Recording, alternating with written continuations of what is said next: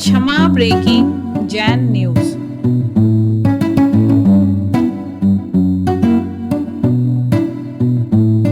मुकेश जी पाटौदी और सुनील जी बिलाना ये सभी आएंगे।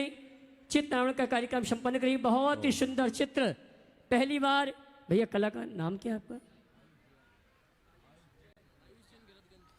भाई आयुष जी जैन, संजय कुमार जी के जो सुपुत्र हैं गैरतगंज, जिन्होंने बहुत ही सुंदर चित्र बनाया है और इसका लोकार्पण कर रहे हैं हमारे योगेंद्र जी सेठी, अशोक रानी जी दोषी, मुकेश जी पाटौदी जी, सुनील जी बिलाला और हमारे ब्रती श्रावक, साथ में नितिन जी, श्रमण संरक्षक ये आएंगे और चित्रांकन का कार्यक्रम संपन्न करेंगे। भैया थोड़ा उठा के दिखा देना।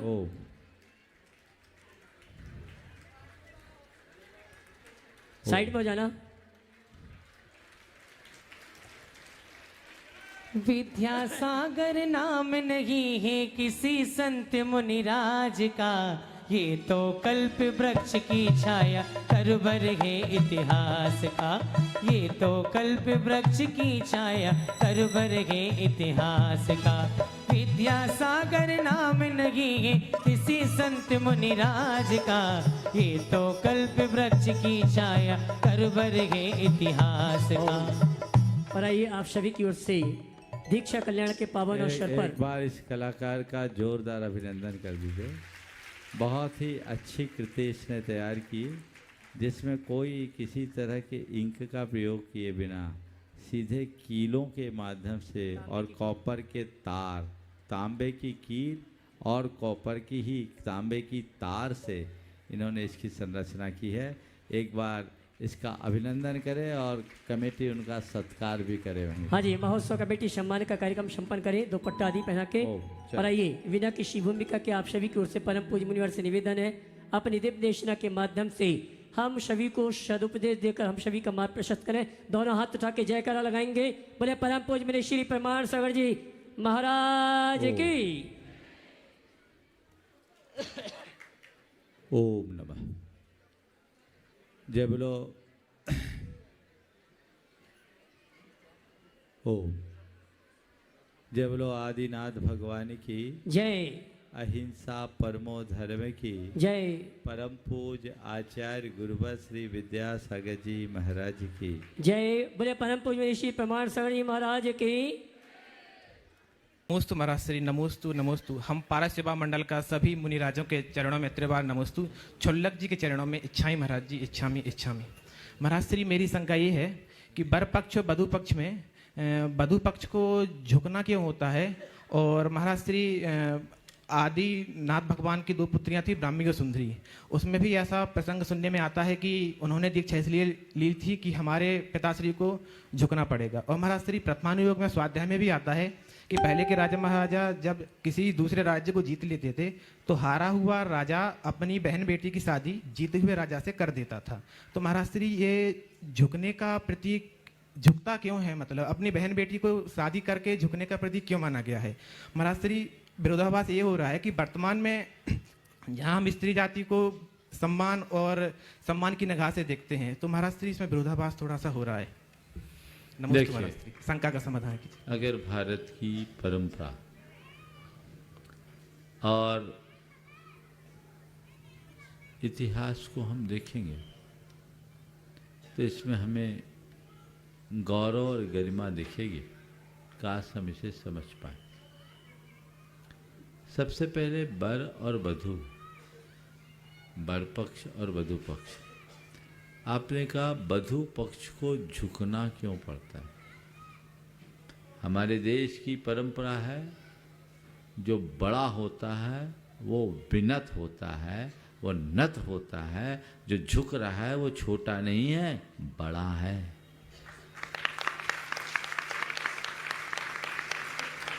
झुक गया इसका मतलब छोटा है।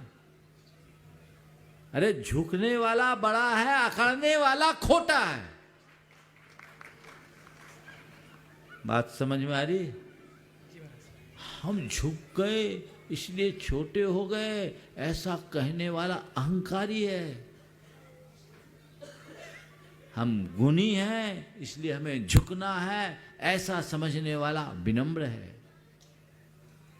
गुरुदेव ने लिखा, उन्नत बनने नत बनो, लघु से गारह हो, और कर्ण बिना भी धर्म से विजयी पांडव हो। समझ गए? तो उन्नत बनने के लिए नत बनो, लघु ही गुरु बनेगा, और लघु से राघव हो, कर्ण बिना भी धर्म से देखो। से वधु पक्ष का महत्व अधिक है। क्यों? क्योंकि वधु पक्ष ने वर पक्ष को, वंश को आगे बढ़ाने के लिए अपनी बेटी दी है। बजाओ जोर।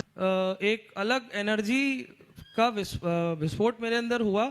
हम लोग बहुत सालों से स्वर्णिम अक्षरों में कई चीज़ों को कर रहे हैं, लेकिन ये जो एक विश्व शांति का एक संदेश, जिस तरह की आज की सारी जगह पे चीज़ें चल रही हैं, लोग लड़ रहे हैं, अपने धैर्य खो रहे हैं, और इस तरह की चीज़ गुरुजी के सानिध्य में सभी लोगों ने करी। इंदौर एक ऐसी पावन भूमि बन गई है अब, मतलब हमारी पूरी टीम इसको जब जज कर रही थी, जब देख रही थी, तो मुझे लगता है कि शायद 108 बार पूरे वीडियो को देखा गया। और जो विश्व शांति का संदेश गुरुजी के चरणों में, बिल्कुल। और आज मैं बहुत गौरवान्वित महसूस कर रहा हूं अपने आप को कि उस दिन मैं एक सर्टिफिकेट दे के गया था जिसमें यह लिखा था कि 108 रथ का हमने अटेम्प्ट किया है। और आज मैं बहुत ज़्यादा गौरवान्वित हूं। ऐसा कभी होता नहीं है जनरली कि एक ही चीज़ को 2 बार करने के लिए हमको मौका मिले।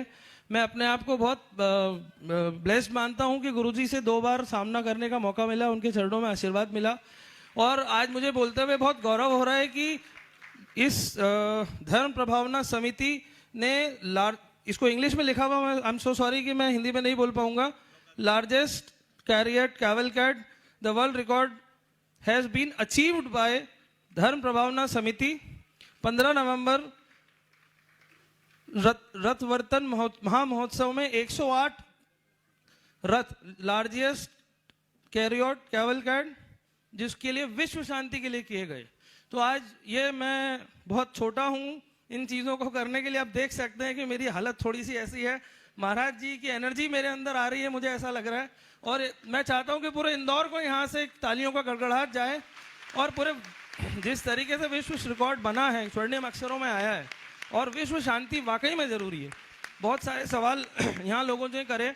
एक छोटा सा सवाल मेरे ही जैसे और युवा हैं, जिसको आज बोला जा रहा है कि हिंदुस्तान जिस तरीके से प्रगति कर रहा है उसमें बहुत सारे प्लस भी हैं, बहुत सारे माइनस भी हैं। कई चीज़ें यहाँ पे आपने देखी। ये मेरे दूसरी बार महाराज जी का सामना है, कईयों बार ऐसा हुआ है कि हम गए हैं, लेकिन जो आज देख के मैंने एक सवाल मेरे मन में आया कि जिस तरीके से महत्वाकांक्षाएं बन रही हैं युवाओं की, आज बोला जा रहा है पूरे विश्व के पटल पे कि हिंदुस्तान एक युवा देश है। तो मेरा सवाल ये है कि महत्वाकांक्षाएं बढ़ रही हैं, और आज एक बच्चा या एक नौजवान युवक अपना पेशेंस लेवल, धैर्य खोता जा रहा है। पढ़ रहे हैं, अच्छे से जा रहे हैं। अभी यहाँ पे वृद्धाश्रम की बात हो रही थी, तो मैं ये सवाल मेरा गुरुजी से मतलब सानिध्य दें मुझे कि। और धर्म प्रभावना समिति के महामंत्री हर्ष जी और मुख्य यजमान पाटोदी जी आ जाएं। मुख्य जी पाटोदी चले। हाँ, हर्ष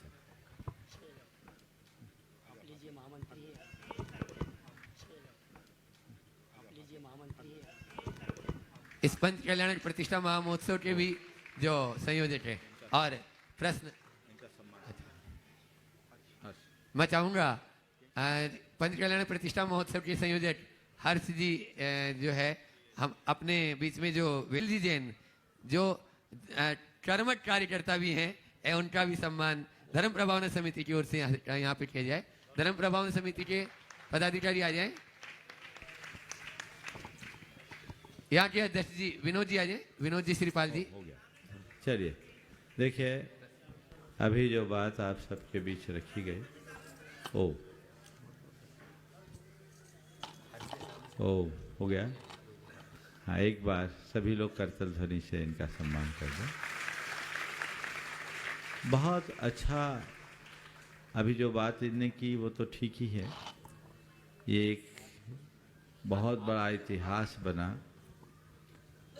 108 रथ यात्रा जो मन की कल्पना थी, पर वह कल्पना से भी परे साकार हो गई। हमने कोई आयोजन किसी रिकॉर्ड बनाने के उद्देश्य से नहीं किया। मुझे तो पता भी नहीं था कि आप लोगों की तरफ से कोई ऐसी प्रक्रिया चल रही है। आपके सामने लेकिन अच्छी बातें यदि कहीं अंकित होती है तो ये देश के इतिहास को परिवर्तित करती है और लोगों के लिए प्रेरणा देती है। हमें ऐसा करना चाहिए। आज जो आपने सवाल किया कि युवाओं में बढ़ती हुई महत्वाकांक्षा, उसे कैसे रोका जाए, कैसे बचाया जाए, एक बड़ा अहम प्रश्न है। बाहर प्रगति हो रही है लेकिन भीतर से कमजोर हो रहे। मेरे देखे इन सब से बचने का केवल एक ही उपाय है, वह है आध्यात्मिकता का विकास।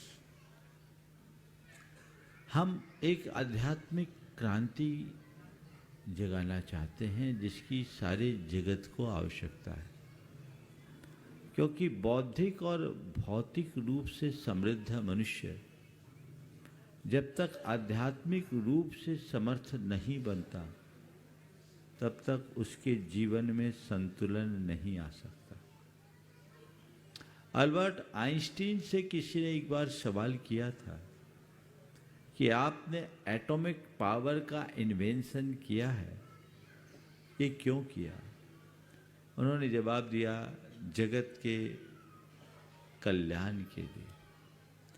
उनसे पुनः प्रश्न किया गया, क्या आप को इस बात का पक्का भरोसा है कि ये शक्तियां केवल निर्माण के ही कार्य में आएगी? आइंस्टीन साहब ने अत्यंत दृढ़ आत्मविश्वास से कहा, हाँ, मुझे पक्का भरोसा है कि ये शक्ति निर्माण के कार्य में आएगी, केवल निर्माण के कार्य में आएगी जब तक मनुष्य का दिल और दिमाग दुरुस्त रहेगा। दिल और दिमाग दुरुस्त है तब तक सब रचनात्मक है, और दिमाग फिरा तो सर्वत्र विध्वंस है। हमारे दिल और दिमाग को दुरुस्त करने का अगर कोई माध्यम है तो वह है अध्यात्म।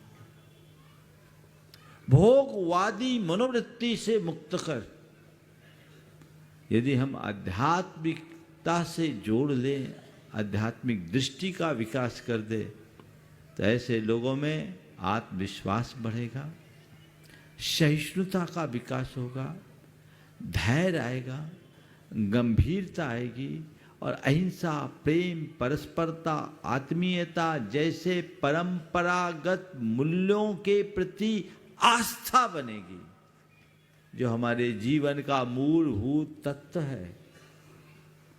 हमें इन्हें जगाने की जरूरत है। आज देश आगे बढ़ रहा है, अच्छी बात है, पर एक बार गुरुदेव से किसी ने कहा, महाराज, भारत अब विकासशील देशों में अग्रणी हो गया। किसी ने कहा, गुरुदेव, भारत अब विकासशील देशों में अग्रणी बन गया। गुरुदेव ने कहा, भारत शीलवान बना रहे, विकास अपने आप बनेगा। शील आध्यात्मिकता से ही संभव है। तो आज सरकार को भी और समाज को भी, सबको ये चाहिए कि हमें अपने आप को अंदर से मजबूत करना है। मैं देखता हूँ कि मनुष्य की बाह्य शक्तियाँ तो विस्तीर्ण हो रही है, पर वो शक्तिहीन होता जा रहा है। इसके ही परिणाम स्वरूप वो बातें तो समझदारों की करता है और व्यवहार पागलों जैसा। ये परिवर्तन होना चाहिए, उनमें जागरूकता आनी चाहिए, तभी जीवन बेहतर बन सकेगा।